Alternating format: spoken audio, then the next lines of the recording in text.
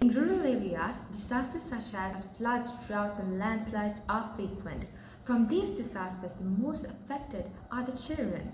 Their right to education is being destroyed. Not only they are unable to attend school, but also they will have an unstable mind to concentrate on studies or their mental well-being. There's a higher possibility of their schools and homes being destroyed. Damages to property and inability to fulfill their basic needs could be listed as the main impacts of climate change on rural areas.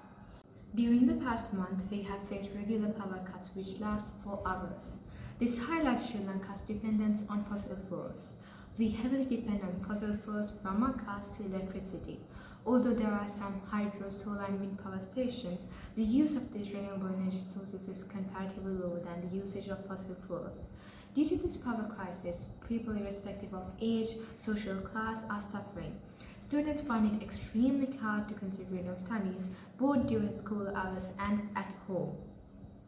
Right to education, which is among the basic rights of a child, has been disrupted at a very large extent due to these power cuts. With the fuel shortages, students' mode of transportation was also disrupted and they were unable to attend school. Therefore, the only solution left was online learning. With these power cuts, online learning was also made impossible. Therefore, it is high time to implement necessary actions to move on to environmentally friendly, renewable energy sources. The education system needs to educate all the children on the effects of climate change and depending heavily on fossil fuels, and also to protect and love the environment. Time is running. Climate change is already here. But the question is Sri Lanka finally ready to act? Or must the children grow up with no future? We must respect Mother Nature and help her survive.